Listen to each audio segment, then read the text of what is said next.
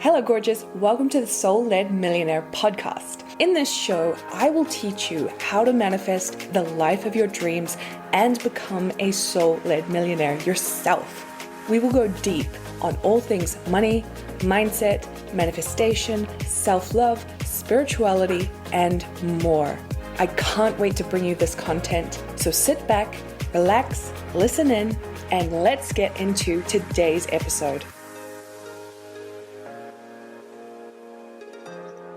And hello, my beautiful friends. Welcome back to another episode of the Soul-Led Millionaire. Today, I'm going to be answering 5 of your most pressing money manifestation and money mindset questions in this episode. So, the 5 questions I'm going to be covering today are, number 1, how do you manifest becoming rich? Number 2, why is manifesting purchasing something better than manifesting it for free? Number 3, how to overcome self-doubt in making money through your business. Number 4, when is it best to focus on specific goals instead of general money goals? And number 5, how do you maintain your money mindset work when you go through dips and valleys in your attitude? All right, does that sound like something you want to hear the answers to? Well, then stay tuned. Let's get straight into answering the first question. Number 1. How do you get rich in no time? Because I have been struggling for years to have enough balance, but it runs out every single time. I feel like no matter what, I cannot get to where I want to go, let alone becoming rich. This is a great question. And I'm sure that many people think this and have been in the same situation and feel the same way.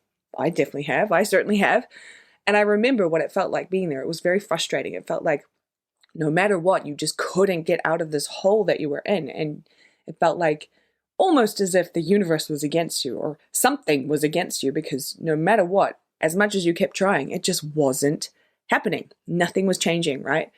I totally understand what that's like. However, to best help you shift through this, I need to, give you a little bit of tough love, right? Because it is all down to you. You are the creator of your reality, right? You decide how it all goes. You decide how it works. You decide the amount of struggle that you'll have or the amount of struggle you won't have. You decide how much money you'll have or that you won't have. You decide every single aspect of how your business works, of how your finances work, of how you see yourself with money, of how you interact with money, all of it. So, my question to you is, how have you been seeing yourself? How have you been looking at money and viewing it? How have you been viewing yourself with money? How have you been viewing your business? Because this will tell you very quickly what your dominant story has been. And as you know, it's all about the stories that you're telling yourself. Because what are they? They're assumptions. And they eventually become beliefs. And then they become your set habits. So what have you been telling yourself? Do a full audit of what's been going on in your life lately, of how you've been feeling, of what you've been looking at everything through the lens of, right? Because this will tell you very quickly why you're not rich yet. Have you been living in the end? Have you truly been assuming what you want instead of what you don't want? Have you really changed within? Have you really recreated yourself to see yourself as a wealthy person, as a rich person, as a successful person? Have you truly changed? I'm going to guess no, right? If you're asking the question, I'm going to guess no. But this is okay, because that's the beautiful thing about this work, is that you can change at any moment, at any point. You can decide to discipline yourself and get onto a story that actually serves you. I know what being on the story is like. I know what being on the struggle train is like. I know what telling that story over and over again feels like. And I also know what it does. And it doesn't get you to where you want to go. It does keep you where you are. So, what I want you to do is to start moving out of the story. Start ignoring it. Start changing what you're looking at. Start changing how you are seeing money, how you are seeing your business, how you're seeing yourself. Start living in the end. Go to that end of what it's like to be rich. What would it feel like to you? Truly. If you had, let's say, 100 grand in your bank. Maybe that might not be enough for you. Imagine it's 1 million or 500,000 or 300,000 or even 50,000. Imagine there's a specific amount of money in your bank account that you believe would make you feel rich. Now feel rich. Imagine what it feels like to have that in there. Imagine what it feels like to have no financial strains, no financial struggles, no worries about money whatsoever. Imagine that consistent money is always coming in and it's always overflowing. It's always more than you thought you were going to make. Imagine that this is your reality now. What does that feel like? Does it feel relieving? Does it feel satisfying? Does it feel like you can finally relax? Does it feel peaceful? What does it feel like? Because that is one of the best ways you can start living in that end now. And in this place, what do you assume about yourself now? Who do you assume yourself as being with money? When it comes to working with money, what are you assuming about it? When it comes to making money, what are you assuming about it? What are the thoughts you are saying? What are the stories you're telling yourself about it from this end state?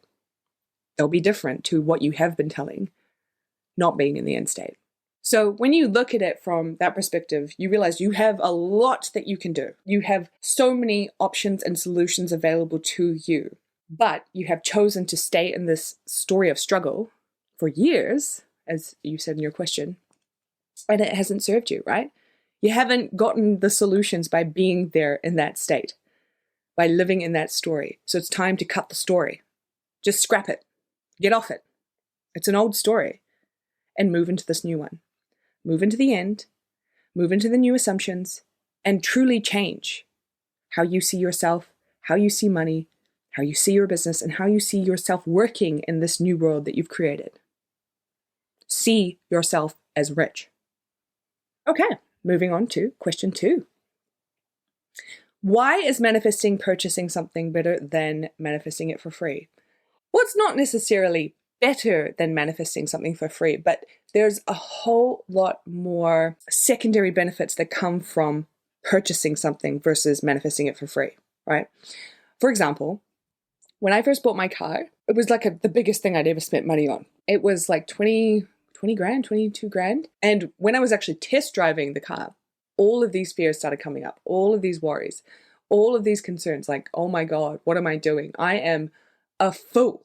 I am absolutely insane if I think I'm going to pay 20 grand for this flippin' car. Like, just get a cheap 5 grand car, like go and get a cheaper car and then you'll have 15 grand cash. What are you doing? You are insane if you buy this car. And I was just going through all these crazy thoughts, crazy lies, crazy fears. They were all coming up as I was test driving this car. And then I remember I went home and I wanted to just take some time to think about it for a second. And I had to do a full flippin' page of journaling. And I just went through all of my fears. I just went through everything that was coming up and I disproved all that shit. I discredited it all and I reframed it and saw it differently. I chose to create a new story about it because this is what I wanted to go through. Like, this is what I wanted to have. This is what I wanted for myself. I wanted this car. I didn't want a cheaper car. I didn't want to spend 5 grand on a car. I wanted to spend 20 grand on my car.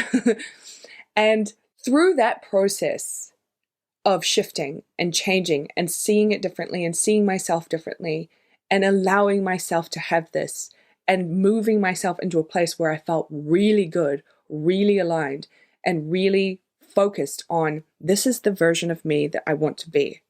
And this is what I want for myself. And I know that spending this money doesn't mean that all the money's gone and I'm never going to make any more money again. It means that I get to now have a physical manifestation of all of the work that I've done. Just one of the physical manifestations that are almost a reminder for me, almost like a trophy, I guess you could say, of all the work that I've done, made manifest into a physical car that I now drive every day. It's an incredible anchoring object, I guess you could say, for me to see every single day when I drive it, right? And so if I had just won that car or been given it for free, I wouldn't have gone through all of that change, all of those shifts, all of that shifting and rewiring and changing and seeing it differently and upgrading myself from purchasing it. If I just manifested it for free, maybe some doubts would have come up. Maybe some things about deservingness or worthiness may have come up. But the experience of purchasing something at that price point was a massive upgrade for me.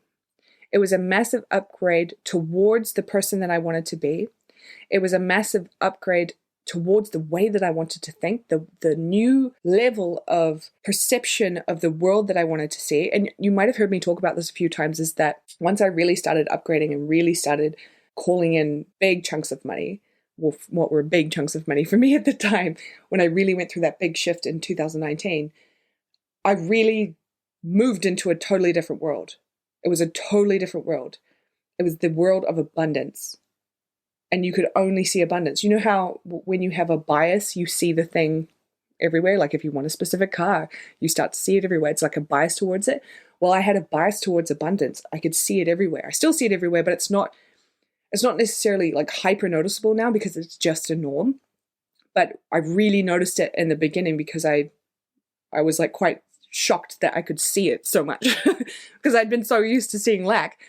And now I could just see abundance. It's like I was biased towards abundance only. I could only see wealth and riches and expansion, luxury. I could see all of it. And it was what I was dominantly paying attention to from a place of abundance within, right? And so going back to why purchasing is, I feel, more beneficial than actually manifesting something for free is because of those internal upgrades you get. There is something that is incredibly powerful about paying for something yourself. You know, dropping 20 grand, 22 grand on a car, you know, just swiping your card, swiping your everyday card and paying for the car is so powerful. It reinforces the type of person that you want to be, that you are in a position where you can go to a car dealership and buy the freaking car off the showroom floor. There is something so powerful in that. And there are so many upgrades that come with that than if you just won it for free. Now, I'm not saying winning things for free is like bad and you shouldn't focus on that. I love winning stuff for free. I've won a lot of stuff for free. But I think when you're wanting to get deliberate about money, when you're wanting to have consistency with money and you want to create a dynamic with money that serves you in the long term, I really think that your focus is better on your personal power and building that up, building that self-concept of what you're capable of, what you can truly manifest. And then when you have that money, when you have that abundance or the riches or the wealth, the power and the upgrades that come from being able to purchase what you want, having purchasing power. That's what I truly think you should work on overall if you really want to change your experience with money. All right, moving on to number 3, how to overcome self-doubt in making money in business. This person said, I think I'm on the right path to change my mindset regarding money and manifesting what I want for my future, but I still struggle every day because I doubt myself. What would be your advice to stay in a positive mindset and be able to focus on work? Okay, here's the truth. It's coming out now. You don't have to have a positive mindset in order to manifest what you want, right? Of course, it's great to have a positive mindset, but it is not the requirement for manifesting the life that you want, for creating the life that you want. It's not the requirement. It is having the assumptions. It is having the thoughts and the focus and the belief that what you want is yours. There's no emotion involved in that, right? There's no emotion required for that. It is getting yourself into a place where you fully know that the thing is yours, okay? No positivity required. Although if you want to, of course, go for it. But don't link those two up. Don't think I need to be happy in order for me to get what I want. You don't. You don't.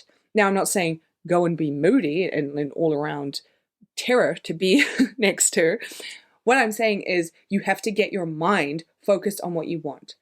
The moods, the emotions, they'll come, they'll ebb and flow. I mean, how many times have I talked about how my hormones totally like change my entire moods? Like when it's my time of the month, I'm usually kind of aggro. I'm usually really tired. Sometimes I'm really sad. Sometimes I'm angry. Whatever it is, it's to do with hormones. It's literally my chemistry. I can't necessarily change that. Maybe if I like made some diet tweaks or something. I don't know. But I don't make that then mean this is the week I can't manifest anything because I have my period. And that means all of my emotions are all over the place. And therefore, I'm just going to manifest crazy stuff because I cannot stick to one specific emotion. That's not it at all. It's the thoughts and the beliefs and the assumptions that actually manifest, right? Okay, so now that we've got that clear, let's move on to the self-doubt part. So the self-doubt has come about from many, many years of probably telling yourself a story that maybe you can't do it, maybe it's not possible for you, maybe other people have fed that story as well. When you have a self-concept that what you're doing isn't right, or you're not that good at it, or it's going to be a struggle, or it's just not going to work for you. People have tried before and it didn't work. When you have built a self-concept of self-doubt, what do you think shows up for you out in the 3D world? More things that make you feel doubt, right? That make you feel like you don't know what you're doing. That make you feel like it's a struggle. That constantly feed that story. So overcoming self-doubt, what do you think we need to do? What do you think we need to do in order to change how we feel about our ability to make money from our own business? Is it hustle more? Is it run a sale? Is it change your entire website? No, it's none of those things. It is to change the self-concept. Change the self-image, if you don't know what self-concept means. It's changing how you see yourself. It is stopping looking at yourself as someone who is incapable. It's stopping seeing yourself as someone who won't make it. Stopping seeing yourself as someone who isn't good enough. It's stopping anything to do with the self-doubt. And it's beginning a new story, or telling a new story, that you are more than capable, that you are the creator of your reality, that your business is very successful, that it's really, really easy to make money, that you are one of the successful ones.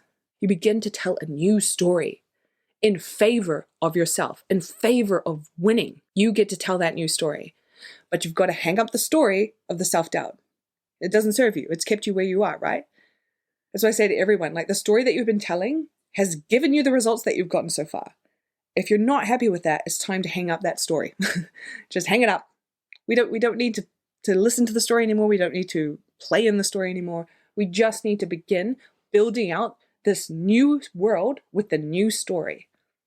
So my tip for you would be to write a full page of what it now looks like running a business and making money without self-doubt, with confidence instead, with certainty instead, with authority instead. What does it look like? And it gets to be whatever you want. You do not have to do what you think is the right thing to do. It's based on what you want to see, what you want to experience, the dynamic that you want to create in your business. All right, question number 4. Do you believe that it's more important to focus on keeping your mindset and energy alive than it is to set numbers and goals and focus on the number of sales? When is it the best time to focus on specific goals for money instead of general? This is also a great question, and I've talked about this a few times in a different episode, and I think a different YouTube video as well. But what I want to say about that is any time is the right time to focus on specific goals if you want. Like, if it feels really, really good and you can approach it without resistance or being super attached to the result, then yeah, focus on specific goals. The reason I focus on general is because I'm really happy with the money that I make in my business, and I don't feel like I want to push it right now. Like, I don't feel like I need to constantly push to move to the next level right now. I do have moments where I'm like, okay, it's time to move. I've got some bigger goals or some other things that I want to manifest or create or buy or whatever it is. So I'm now going to move into this level. But I have no problem sitting and maintaining a level for a while because I really enjoy that. I like ease. I don't need to be constantly pushing to my edge all the time. However, focusing on specific goals can be really, really helpful in terms of if you are starting this work or starting over again, where you're wanting to build your belief in yourself and build your new assumptions and build up the self-concept where you are someone who makes more and more money every month, then yeah, it's great to focus on those specific goals to help you get there. But what I will say on that is I do recommend you choosing specific goals that you feel are relatively achievable. And I don't mean like they have to be just, $1,000 more than what you're making, but it has to be something you can see yourself making, right? And then once you reach that level, you move to another number that's a little bit further on and help yourself integrate slowly into moving into those new levels. Personally, if you're making, say, $5,000 a month and you want to move to $100,000 months, right? Making 6 figures a month, it may be just too much of a jump for you to, number one, build the assumption, build the belief, build the self-concept that you are there, right? When you haven't experienced it before and you don't know what it's like, and you don't believe that you have the things set up in your business in order for you to achieve that. Like maybe you don't have the email list, or maybe you don't have the following, like the things don't match. So you're going to have a lot of opposing thoughts coming at you because it's such a big goal. Whereas if you dropped that goal down to maybe 10 grand or even 7 grand or 8 grand, that is a lot more achievable and a lot more likely to reach very quickly because it's not such a jump, right? It's just a incremental upgrade, I guess you could say. And then if you slowly start to do that, as you keep upgrading, what will happen is the numbers start getting larger and larger. So say if you've gone from 5 grand a month to going for 8 grand, then you go for 10, then you move to 15, then what you'll notice is it starts pushing out further. So it won't just be like 15 to 20, it will be 15 to 35, 35 to 50, 50 to 67. Whatever it is, it will start increasing because you have now built that habit. You have now built the assumption that, oh, this is easy to do. It increases, and now it's starting to increase significantly more and significantly faster because it's now a pattern for me. I now see it consistently doing this, right? I now have the assumption, the self-concept, it's all built out for me. So that's when it's best to focus on specific goals. One thing I do want to say about that is I noticed a lot of people bank their launches on reaching their specific money goals. And some people can do this and they don't get, I guess you could say, sideswiped or thrown off balance, or they don't let their emotions get caught up in it, and therefore they achieve their goals. Or even if they don't achieve their goals, they're okay nonetheless. But then there's this other group where they bank everything on the launch, right? They bank achieving their big monthly money goals, specific money goals on the launch. And then they proceed to be almost a neurotic mess, almost completely in anxiety and fear and doubt and franticness, that the entire process is painful. It's exhausting. By the time you get to the closed cart and you have to go and now run the course or run the offer that you're selling, you're too exhausted to do it. And sometimes they achieve their goals, but more often they don't achieve the goals. And so now, after all of that anxiety and fear and doubt and everything else, they now have utter disappointment, right? And so what that can do is start to reaffirm the old story, right? It can start to make the old story more and more powerful, more and more dominant. And so it's actually taking you backwards going through this whole process of banking your specific money goals on this launch. So this is why I like to stay general. But if you do have a specific goal and you want to start working on specific goals, don't link anything up to meet that goal, right? Don't say, oh, well, if I sell this amount of courses or this amount of ebooks, that means I'm going to reach my goal. No, get off that. Stop looking at the numbers and just be in your business as the person you want to be, who is already achieving those goals, who is already making that amount of money each month. Be the person who's doing that, right? Show up from that place. Stop looking at the numbers and stats, especially if they're going to keep you in the old story. Just try a month where you be the person who already has it. Okay? All right. Now, our final question. Number 5, how do you maintain your money mindset work? I know I have the right money mindset, but I find myself falling into dips and valleys every now and then, and I find it frustrating. How do you keep motivated? So, this is normal. Everyone has this. No one ever stays in like an ultra, I guess, positive or ultra optimistic, even ultra neutral mood. Not everyone is there. there are going to be things that throw us off, and that's okay. What I want you to do from this is to not make dips and valleys mean anything. Don't make the negative thoughts or whatever you're going through at the time mean anything about what you get to have, about the money, about yourself, about your business. Don't make it mean anything. Just observe it. Literally just observe this thing happening. Say to yourself, oh, okay, I'm having a day. That's all right. Or this person is doing this thing, or this thing just happened and it's really sucky. But that doesn't mean anything. So I'm not going to link anything up. I'm going to focus on this thing if I have to focus on it, fix it, change it, shift it, and then I'll come back to doing my mindset work, maintaining it. It doesn't mean anything, right? So when you catch yourself, just redirect yourself. If you have dealt with the thing that, or if you have needed to deal with the thing that has thrown you off, if you don't need to deal with it, then all you need to do is redirect yourself back to who you want to be, back to the mindset work, back to the way you want to think and feel about money, right? Just redirect yourself back there. Go back there. Just drop whatever it was that was getting at you, if you can. Otherwise, if you need to deal with it, then go and do that, right? You have time to go and do that. But if you don't need to, or you're finished with it, now redirect yourself back to the mindset, the focus, the self-concept, the assumptions, the beliefs, the thoughts in favor of yourself, in the direction you want to be heading. All right, my loves. So those are the 5 most pressing money questions you wanted answered right now. If you do have a question of your own that you would like me to answer, make sure you email me. I will be happy to put it into an episode in the future.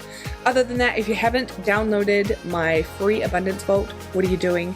Go and sign up for that right now. There's 15 plus money mindset manifestation resources in there. It's in the show notes below, and I will see you in the next episode.